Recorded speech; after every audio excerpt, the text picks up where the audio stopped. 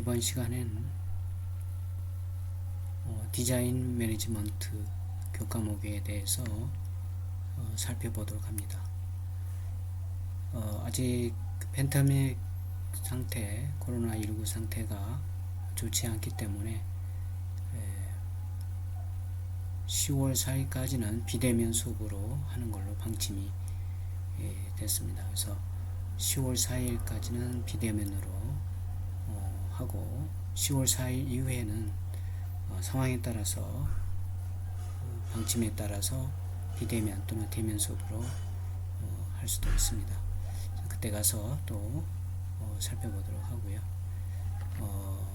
일단 코로나19 사태에 각자 건강 유의하기 바라고, 이미 지난주에 공지한 바 같이 이번 주부터 비대면으로 하는데, 성적 처리 관련해서는 상대 또는 절대평가가 될 것 같고 방침에 따라서 변경될 수도 있어요. 그래서 먼저 출석 점수, 중간고사, 기말고사, 레포트 또는 퀴즈로 되어져 있고, 출석 20점, 중간 20, 기말 40, 레포트 40 이렇게 되어 있고, 출석은 이제 결격 사유가 되는 경우에는 성적 처리가 안 돼요. 그래서 F 처리 되니까 좀 주의를 하기 바라고, 중간고사하고 기말고사는 비대면 수업으로 할 경우에는 이제 과제물로 대체를 하게 됩니다. 그래서 중간고사 과제물, 기말고사 과제물을 각각 제출을 하면 되겠고, 지난주에 공지한 것처럼 이제 카페에 가입을 해서 카페에 제출하면 되겠습니다. 그리고 이제 그 중간고사, 기말고사가 아닌 사이에 나가는 과제물은 그때그때 해서 카페에다가 제출하면 되겠습니다. 카페에 제출하는 방법은 이미 지난주에 문자를 받아서 카페에 이미 다 가입을 했을 겁니다. 그래서 카페 가입은 아직 안 한 사람이 있으면 여기에 들어가서 가입을 하도록 하고, 카페에 가입하면 여기 밑에 보면 레포트 제출 공간이라고 있어요. 그래서 여기에 들어가서 디자인 매니지먼트 이 폴더에 들어가면, 이렇게 폴더에 들어가면 이미 지난주에 공지한 그 내용이 있을 거고, 각각 여기에다가 제출하면 됩니다. 과제물 제출할 때는 과제물 제출 방법은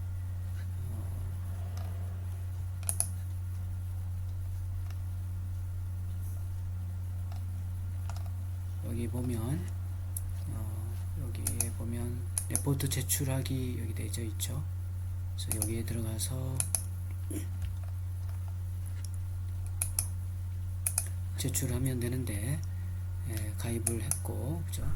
그 다음에 이제 그 레포트를 작성하면 아마 아래 한글로 작성하든 PPT로 작성하든 작성한 파일에 비밀번호를 설정합니다. 암호를 설정을 해서 그 과제물을 저장을 한 다음에, 기존에는 여기 첨부 파일 암호 남기기에 가서 본인의 암호를 이렇게 남겼었는데, 이번부터는 이 파일을 제출한, 레포트를 제출한 그 과제물 바로 밑에다가 비밀 댓글을 남기면 되겠습니다. 암호에 대한 비밀 댓글을 남기고, 그 댓글을 자물쇠로 잠금을 하면 돼요. 그러면 그 본인하고 나만 볼 수 있기 때문에 다른 사람이 볼 수 없죠. 그래서 요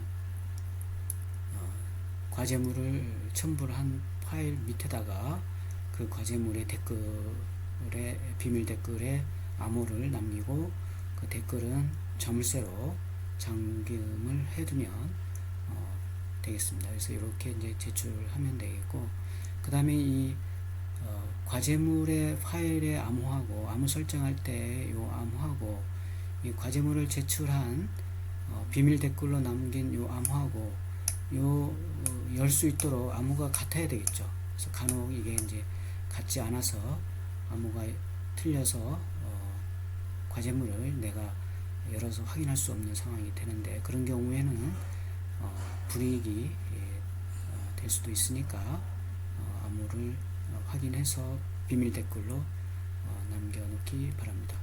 그리고 이제 그 파일이 예를 들어서 이제 요 카페 같은 경우는 다음 카페 같은 경우는 이제 첨부 파일을 20메가 이상이 되면 업로드가 안 되는 경우가 있어요. 그래서 그런 경우는 20m 이상이 이제 안 되도록 해서 쪼개서 각각 올리면 되겠고, 그래도 이제 실패가 된다 그런 경우는 그래도 업로드가 안 된다 그런 경우는 이제 여기 그 cnk lab 골뱅이하고 다음 넷 이메일 주소로 그 레포트를 제출하면 되는데, 그런 경우는 이제 제목란에 레포트 이렇게 제목에 이메일 제목에 레포트 이렇게 쓰고 그다음에 누구누구 이렇게 쓰고 내용에는 그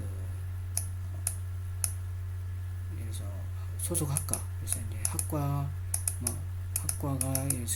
실내 디자인 건축가다 그러면 실내 디자인 건축가, 뭐 3학년이면 3학년, 4학년이면 4학년 이렇게 쓰고 이름 쓰고, 그 다음에 레포트 제목이 있죠. 레포트 과제물이 나가면 과제물 뭐뭐에 대해서 뭐 조사해라 이렇게 과제물 제목이 나와요. 그래서 그 과제물 제목을 이렇게 적고 그 다음에 이제 이메일로 이렇게 보내면 되겠습니다. 이메일도 업로드가 용량이 커서 안 된다 그러면 쪼개야 되겠죠. 이렇게 파일을 뭐 2개, 3개 이렇게 쪼개서 각각 그 이메일을 2-3번 이렇게 보내면 되겠습니다. 그래서 암호 설정하는 거, 그 다음에 암호 남길 때, 그 다음에 쪼개서 이렇게 올리는 거, 그리고 요 파일을 암호를 설정해서 하는 이유는 다른 사람이 이렇게 그 레포트 이미 제출한 레포트를 다운로드해서 뺏기거나 이렇게 편집을 해서 다시 올리는 경우가 있어요. 그래서 그걸 방지하기 위해서 이런 걸 하는 거니까 번거롭더라도 암호를 설정하기 바라고, 이 과제물에 암호가 설정이 안 된 경우에는 안 돼서 제출하는 경우가 있는데, 그런 레포트는 성적 처리할 때 조금 불이익이 될 수도 있으니까 주의해서 레포트를 제출하면 되겠습니다. 그래서 레포트 제출은 여기 레포트 제출 공간에 디자인 매니지먼트 여기에다가 제출하면 되겠습니다. 이건 이제 과거에 제출한 사람들의 레포트가 나와 있죠. 그래서 이제 지금부터는 이제 여러분들이 여기에 여기 보면 글쓰기가 있어요. 이렇게 글쓰기하고 과제물 제출하고 과제물에 대한 암호 비밀번호를 비밀 댓글로 남기고 점수를 하면 되겠다, 이런 얘기가 되겠습니다. 그리고 그 교재는 디자인 매니지먼트 럭스미디어에서 나온, 그리고 디자인 경영 안그래픽스에서 나온, 그리고 디자인 경영 태학원에서 나온 이 교재를 지금 이제 사용을 하는데, 여기 이제 동영상이 공개되다 보니까 저작권에 좀 문제가 있어서 일단 안그래픽스 교재는 안그래픽스에서 교재가 이제 제공이 PDF로 제공이 안 된대요. 그래서 제공을 받지 못해서 안그래픽스에서 일부 그 PDF로 준 자료만 좀 활용을 해서 진행을 하고, 그 다음에 그 기존의 그 디자인 경영 안그래픽스의 교재를 내가 조금 그 사용을 하는 걸로 이렇게 PDF를 사용하는 걸로 이렇게 이제 안그래픽스 출판사하고 얘기가 됐고, 그 다음에 태학원에서 나온 디자인 경영이라는 교재는 태학원의 그 얘기를 해서 교재를 이제 필요한 부분은 그 스캔해서 사용할 수 있도록 허락을 받았습니다. 그래서 이것도 참고를 해서 진행을 하도록 합니다. 그 다음에 디자인 매니지먼트 럭스미디어에서 나온 이 책에 대해서는 이제 그 PDF 제공 받지 못했어요. 요 안그래픽스도 PDF 받지는 못했는데, 교재 PDF는 못 받았지만 그 안그래픽스에서 준 그 사용해도 된다는 PDF, 일부 PDF죠. 전체가 아닌 일부 PDF를 이제 사용을 해서 진행을 할까 합니다. 그리고 그래서 이제 혹시 저작권 관련해서 좀 제한이 된다 이런 부분이 있는 경우에는 요 이메일로 저작권에 대한 내용을 보내주시면 그 동영상의 그 부분을 저작권에 저촉이 된 부분을 삭제하거나 편집을 해서 변경하도록 하겠습니다. 그래서 이메일로 저작권 관련해서 문제가 되면 알려주시기 바라고, 그렇지 않으면 계속 동영상은 공개될 거로 이렇게 보여집니다. 그리고 이제 아마 수강 신청하면서 강의 계획서를 여러분들 봤을 텐데, 일단 요 교재 저작권 공개 자료를 이제 수집하는 과정에서 강의 계획이 조금 달라질 수 있습니다. 그래서 지금 강의 계획서하고 여기 나온 이 강의 계획서하고 좀씩 다르고, 또 실제로 진행 과정에서 좀 다를 수 있습니다. 그거는 조금 양해를 바라고, 일단은 계획은 디자인 경영의 필요성, 디자인과 매니지먼트가 뭔지, 창조적 디자인 매니지먼트, 그 다음에 디자인 경영의 본질, 조직과, 이런 순서대로 이제 쭉 해서 한 학기 예정을 하고 있고, 그 다음에 이제 7주차 이후에 8주차에 중간고사, 15주차에 기말고사가 있습니다. 그래서 이 중간고사, 기말고사는 이제 비대면으로 하게 되는 경우는 중간고사, 기말고사 레포트 과제물이 별도로 나갑니다. 그래서 요걸 카페에다가 제출하면 되겠습니다. 그리고 만약에 이제 대면으로 수업을 하는 방침이 정해지게 되면 이제 중간고사나 기말고사는 대면이 되는 경우에는 시험지를 만들어서 시험을 치를 예정입니다. 그래서 그건 이제 상황에 따라서 조금씩 달라질 수 있다, 이렇게 보면 되겠습니다. 그러면 먼저 디자인 매니지먼트하고 이제 라이프 사이클, 그리고 이 매니지먼트에 대한 내용을 조금 보면 이제 프로젝트 매니지먼트도 있고, 컨스트럭션 매니지먼트도 있고, 리모델링 매니지먼트, 메인테넌스 매니지먼트, 그 다음에 리스크 매니지먼트도 있죠, 그죠? 리스크.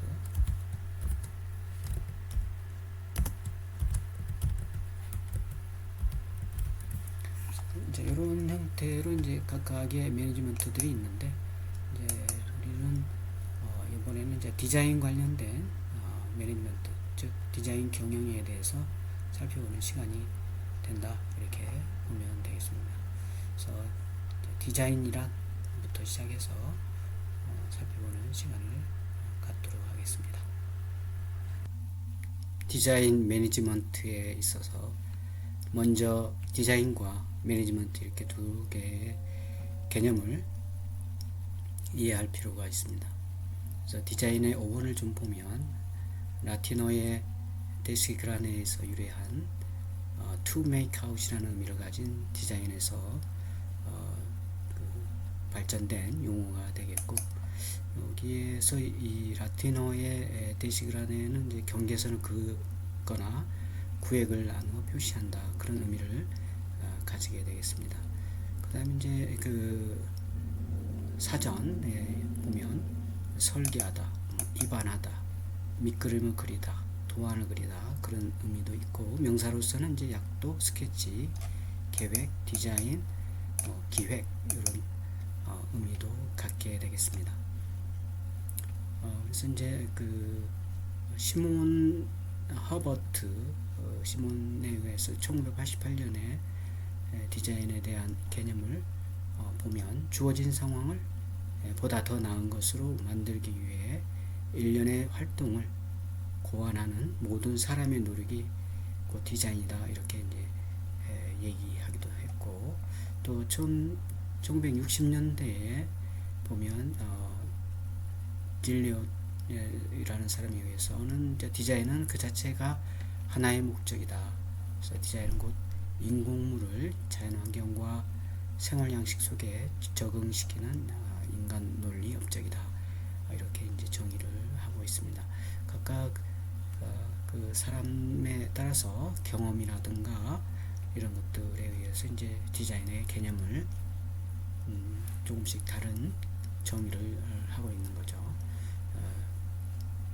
존 필레의 1979년에 디자인의 개념인데, 디자인은 제조될 사물의 형태를 만들어내기 위해 색채, 규격, 재료, 모양을 선택하는 그런 프로세스를 말한다, 이렇게 얘기하기도 하고, 또 90년대에 이제 1990년대 그 웰리엄 같은 경우는 디자인은 의도적으로 어떤 것을 개발하는 활동이다, 이렇게 정의하기도 했습니다.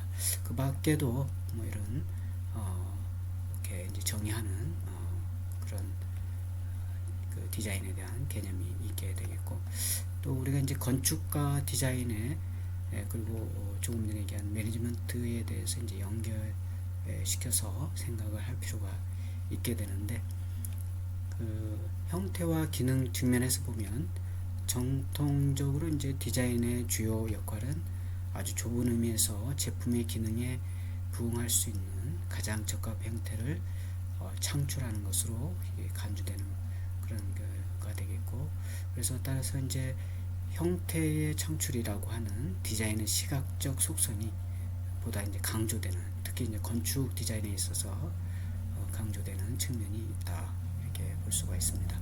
또 최적의 형태라는 개념은 오랜 기간 동안 이제 진화되어 온 자연물의 형태, 그런 거에 이제 관련지어서 우리가 쉽게 이해할 수 있게 되겠고, 그래서 이 나라의 속담에도 이제 보기 좋은 떡이 먹기도 좋다, 이런 얘기도 있는 것처럼 형태가 이제 중요한 그런 어떤 시각적, 그 심리적 영향을 미친다, 이렇게 보여집니다. 그리고 이 형태와 기능에 대해서 1850년대에 그린우츠에 의해서 좀 정의된 바를 살펴보면, 사물의 형태는 곧 내부에 있는 기능을 나타내주는 외적인 표현, 좀 아름다움은 곧 기능의 약속이고, 행동은 기능의 표현이고, 개성은 기능의 기록이다, 이렇게 보는 측면도 있습니다. 우리가 이제 건축적인 측면에서 보면 윌리엄 루이스 슬리반 이라는 사람에 의해서 형태와 기능에 대해서 연계시켜서 우리가 이제 좀 보면, 이 슬리반이라는 사람은 형태는 기능을 따른다, 그래서 이제 form follows function, 이렇게 정의를 했습니다. 그래서 여러분들이 이제 조금 기억을 해둘 필요가 있게 되겠습니다. 그래서 루이스 살리반은 이런 개념을 가진 그런 그 형태와 기능에 대해서 주장을 했고, 그래서 기능주의자에 의해서는 기능은 형태를 따른다, 이거하고는 좀 서로 대비되는 그런 개념이 되겠습니다. 그래서 기능은 형태를 따른다 해서는 이제 function follows form, 이렇게 되겠습니다. 특히 이 형태와 기능을 주체와 객체를 어떻게 두느냐에 따라서, 어떤 시각으로 바라보느냐에 따라서 이제 조금씩 생각하는 그 정의가 좀 달라지게 되고 있습니다. 그리고 또 건축가인, 근대 건축가의 한 사람이죠. 프랭크 로이드 라이트에 의해서 그 형태와 기능을 이제 어떻게 바라보고 있는지를 좀 보면, 형태와 기능은 하나다, 이렇게 프랭크 로이드 라이트는 이제 그 보고 있습니다. 그래서 form and function are one, 그래서 분리되거나 또는 주체와 객체가 있는 것이 아니고 동일시 하나로 이렇게 본다. 그래서 이 프랭크 로이드 라이트에 의한 건축물을 보면 굉장히 이제 유기체적인 그런 건축 공간, 건축 형태를 우리가 작품 속에서 찾아볼 수가 있습니다.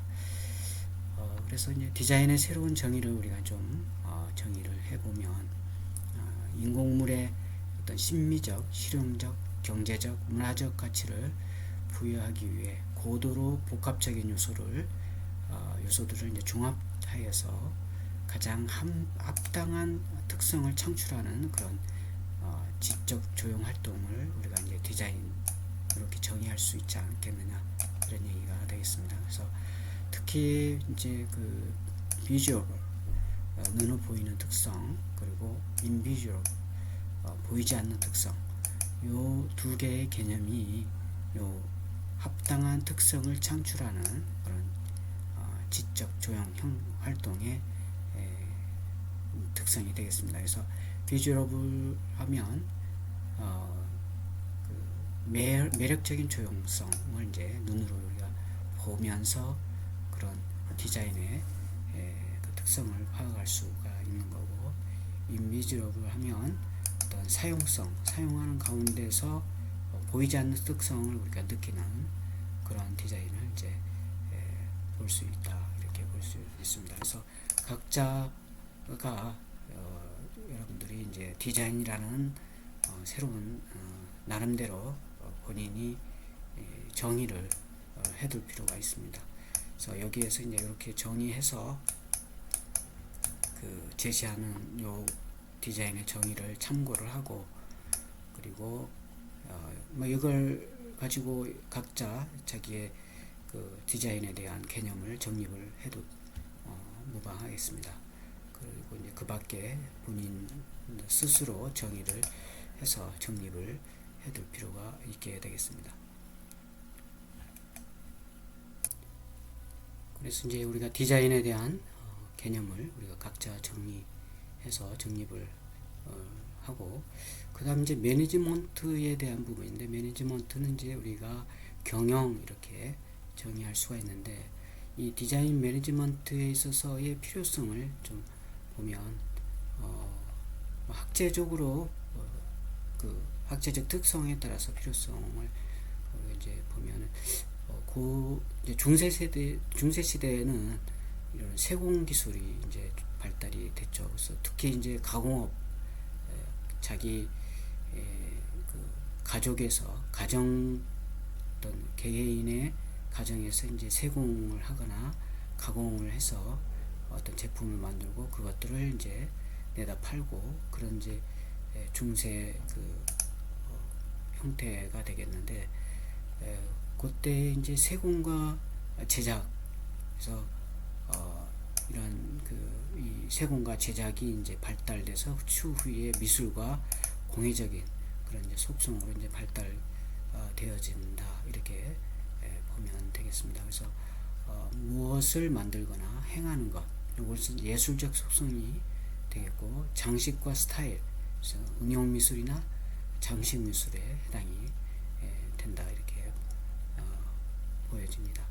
그래서 이러한 필요성에 의해서 이제 학제적으로, 예전에는 디자인이면 디자인, 매니지먼트, 경영이면 경영, 이렇게 이제 분리돼서 우리가 학문을 탐구했지만, 이제 디자인과 매니지먼트, 경영이 하나의 이제 연계해서 하나의 학문으로 받아들여서 생각할 필요가 있다, 이런 얘기가 되겠는데, 지식 체계를 보면 어떤 미학, 인간학, 기술학, 이런 것들이 이제 조화되는 그런 지식 체계를 갖게 되겠고, 미학은 디자인이 무엇보다 먼저 인공물의 심미적 특성을 부여한다는 점에서 이제 중요한 속성 하나가 되겠습니다. 그래서 아까 우리가 이제 형태가 먼저냐, 기능이 먼저냐, 또는 뭐 프랭크 로이드 라이트처럼 형태와 기능은 분리되는 게 아니고 유기적으로 하나의 형태로 이해해야 된다, 이런 이제 그 형태와 기능에 대해서 우리가 살펴봤듯이, 이 미학에 있어서 디자인을 어떻게 형태적으로 표현하고 심미적인 특성을 부여할 것이냐, 이것들이 이제 디자인 매니지먼트에 있어서도 미학적 측면에서 이제 중요하게 되겠고, 그 다음에 이제 미학만 있는 게 아니고 우리가 이제 인간학, 인간공학적인 측면에서 어떻게 이 제품이 사람이 사용하는 데의 편리성, 쾌적성 이런 것들을 이제 부여할 수 있겠느냐, 그런 속성이 이제 인간학, 그래서 인간 계측학, 그 인간공학, 그 다음에 인지과학 이런 것들이 되겠습니다. 그래서 재료학, 생산공정, 기구학 이런 것들이 이제 인간 또는 인간공학 측면에서 제품과 사용자의 관계에서의 그 편리성, 쾌적성, 또 안전성 이런 것들이 이제 부여되는 속성이다, 이렇게 보면 되겠습니다.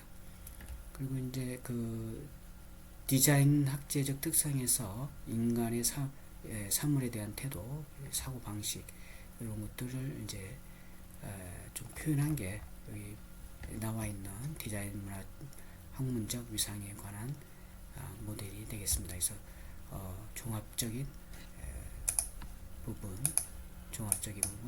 분석적인 측면, 그리고 주관적인 측면, 객관적인 측면에서 예술과 인간학, 과학, 공학 서로의 포지셔닝이 이렇게 된다. 그런 측면에서 디자인 매니지먼트가 하나의 학문으로 지식적 체계를 갖게 된다, 이렇게 얘기를 하고 할 수가 있겠고, 거기에서 이제 디자인의 위상 변화가 이렇게 지금 되어져 있다, 이렇게 되어져 있고, 어떤 스타일링이라든가 제조, 방법론, 마케팅 이런 것들이 이제 사용자, 즉 인간, 그리고 디자인이 별개가 아니고 굉장히 연계된 어떤 속성을 가진 그런 학문적 특성이 있다, 이런 얘기가 되겠습니다. 그리고 디자인 학제적 속성을 나타낸 척도를 보면 디자인은 있는 것처럼 이제 인간적 요소, 인간공학적인 요소죠. 그 다음에 공학, 그리고 마케팅 이런 것들이 이제 하나의 디자인에 반영된 총체적인 학제가 되겠는데, 이 인간 요소는 이제 인간 계측학, 인간공학, 환경, 그리고 공학적인 이제 제품이 공학적으로 접근을 해서 어떤 기능이라든가 구조, 생산이 이제 부여되고, 그리고 그것들의 제품을 이제 사용자, 즉 구매자한테 전달해주는 그런 마케팅이 이제 존재하게 된다. 그것들을 우리가 디자인 마케팅에서 디자인 매니지먼트에 활용되는 그런 속성이 되겠다, 이런 얘기가 되겠습니다. 그래서 디자인 4대 속성을 보면 비즈니스, 과학기술, 조형예술, 커뮤니케이션 이렇게 되고, 특히 우리가 디자인 매니지먼트의 이 매니지먼트는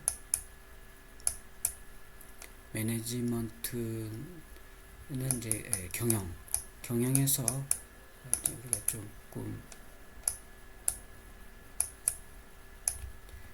생각해 볼 것이 이제 기업이죠. 기업, 즉 어떤 그 회사,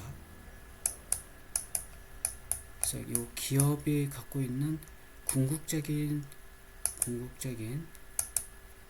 목표는 이윤 추구가 됩니다.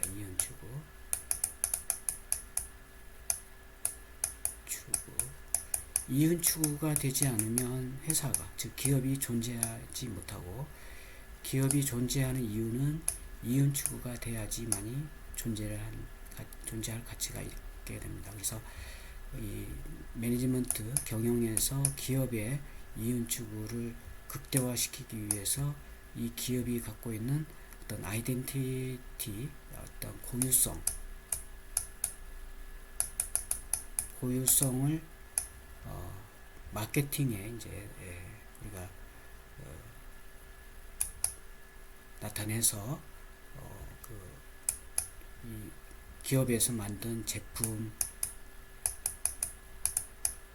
제품에는 이제 유형적인 측면도 있고 무형 측면도 있죠. 이런 것들을 이제 그 아이덴티티를 부여해서 그 회사가 갖고 있는, 기업이 갖고 있는 그 경쟁력 이것들을 이제 표현하는 CI가 필요하게 되겠고, 이 CI를 통해서 이제 사용자한테, 즉 유저죠. 유저가 이제 그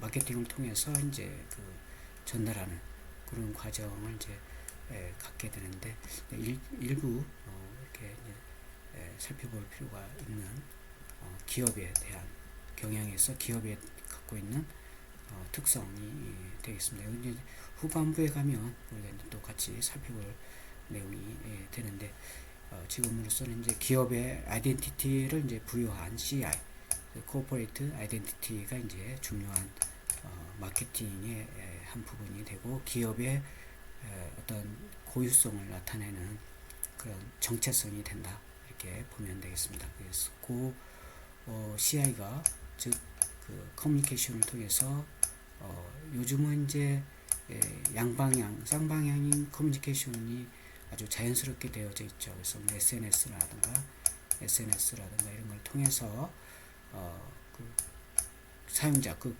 유저, 고객과 회사, 기업과의 소통이 아주 활발하게 이루어지고 있고, 이 소통을 하지 못하면 기업이 그 존재하지 못하게 되는 그런 시대에 우리가 이제 와 있다.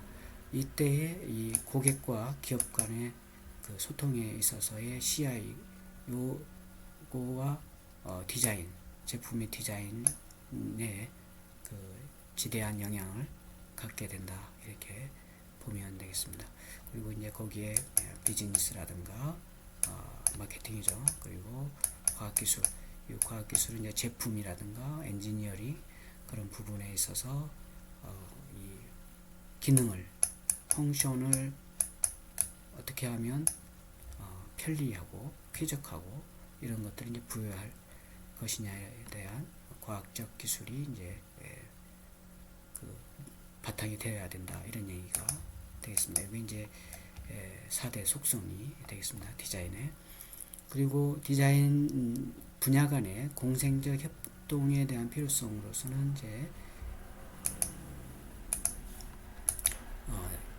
기업 디자인 믹스, 여기 이제 사피 믹스, 나중에 사피 믹스를 또 얘기를 하게 되는데, 지금에 있어서는 이제 기업의 디자인 믹스를 보면 실내 디자인, 건축, 공학 디자인, 산업 디자인, 그래픽 디자인, 이렇게 기업 디자인 믹스를 분류해서 볼 수가 있는 거고, 그 다음에 각각의 시각 디자인을 좀 보면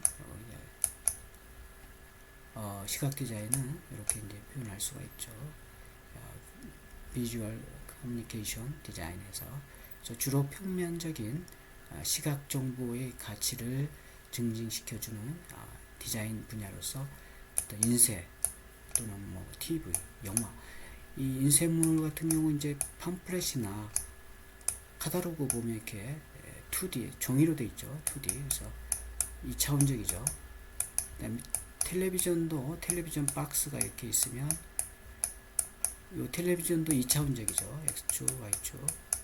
그다음에 영화도 마찬가지죠. 영화도 물론 이제 요즘은 이제 영화 안경을 쓰고 3D 영화를 이렇게 감상하는, 3D 영화를 입체적으로 이제 영화를 감상하는 부분도 있지만, 일반적인 영화에 있어서는 이제 이 2D죠. 2D 평면적인.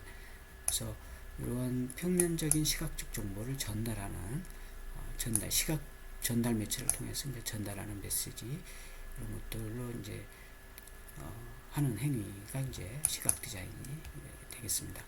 그래서 이제 그 로빈 랜다라는 사람 1996년에 보면 그래픽 디자인이란 해서 정의를 조형 예술, 그다음 커뮤니케이션 기법을 활용한 비즈니스와 산업체의 요구를 충족하는 그런 전문 활동을 우리가 그래픽 디자인이다, 그래서 얘기를 하고 있습니다. 그 다음에 CI는 Corporate Identity에서 기업 이미지 토탈 프로그램이 됩니다. 요거 용어는 아까 조금 전에 우리가 이제 얘기를 했는데 잘 기억을 해둡니다. CI에서 뭐냐, 기업 이미지 종합 프로그램을 말한다. Corporate Identity. 개념은 아까 얘기를 했습니다. 좀 참고를 하면 되겠고, 그 다음에 이제 산업 디자인이 있습니다.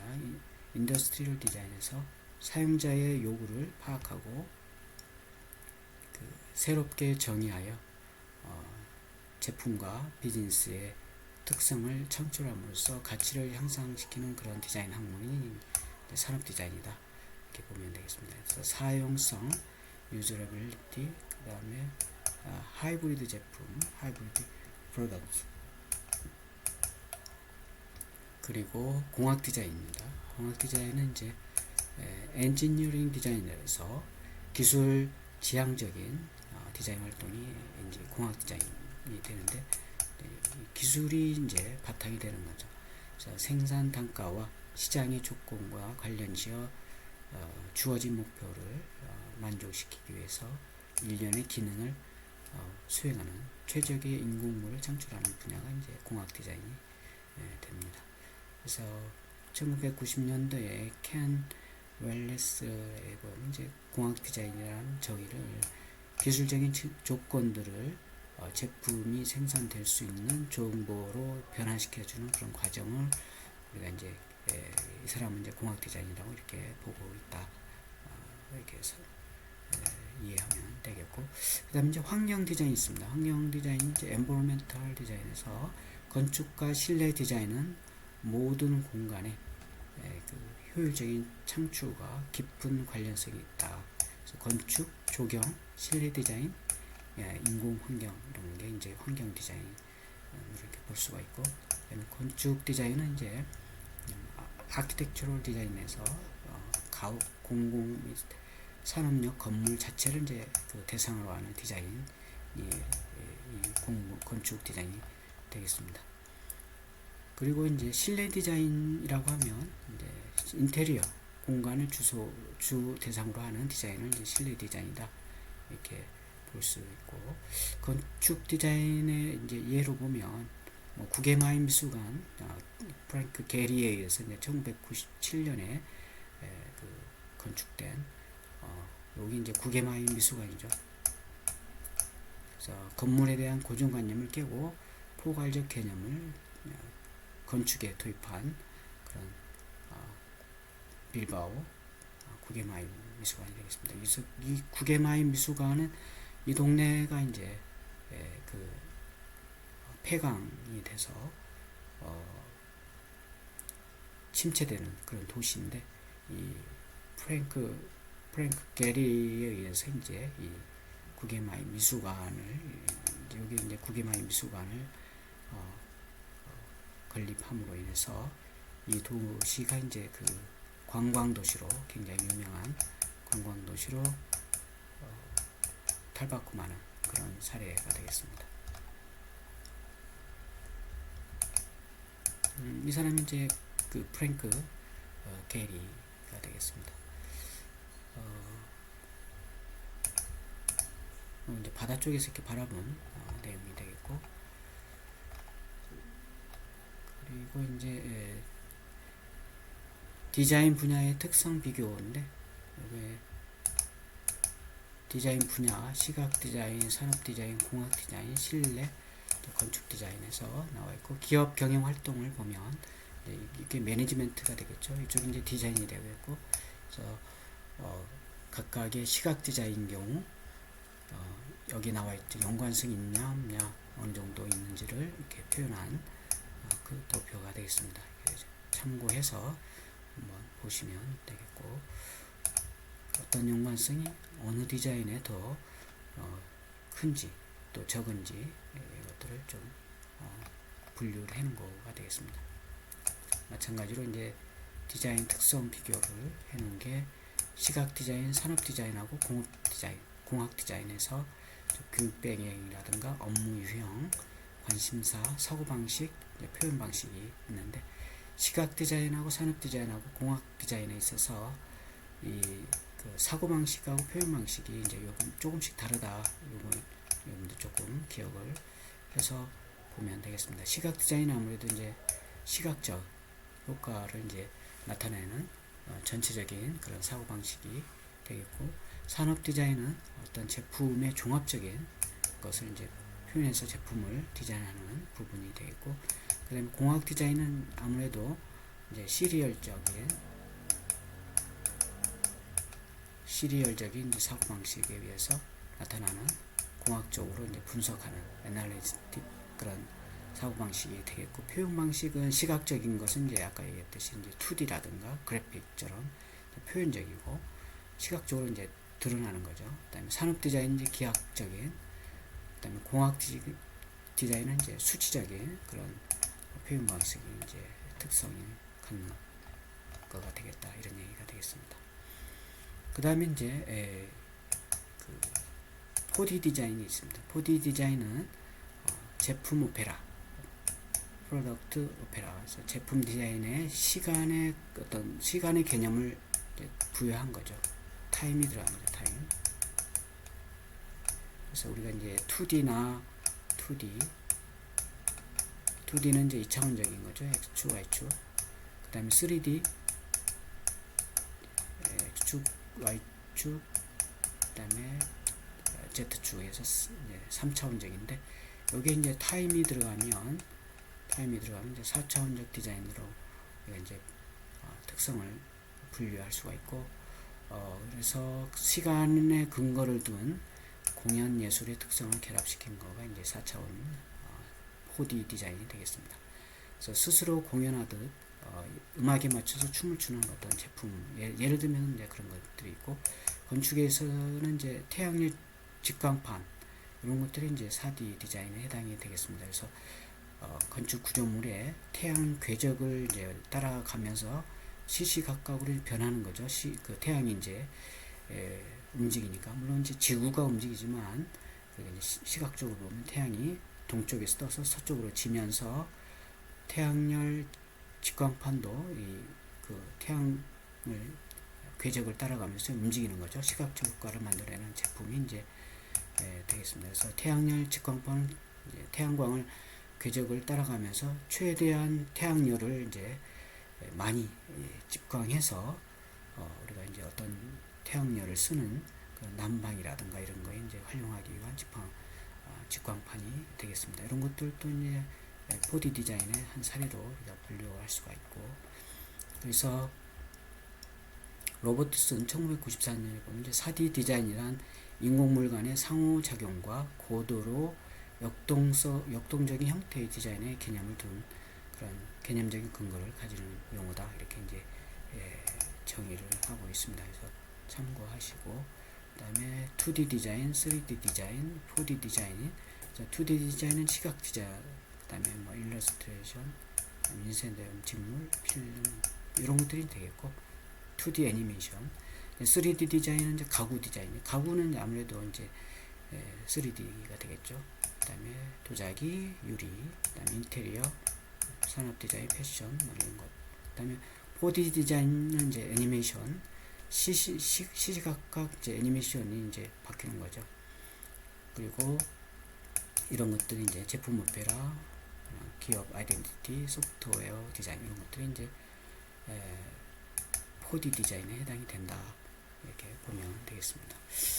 자, 오늘은 여기까지 하기로 하고 다음에 또 이어서 살펴보도록 합니다. 수고했어요. 마치도록 합니다.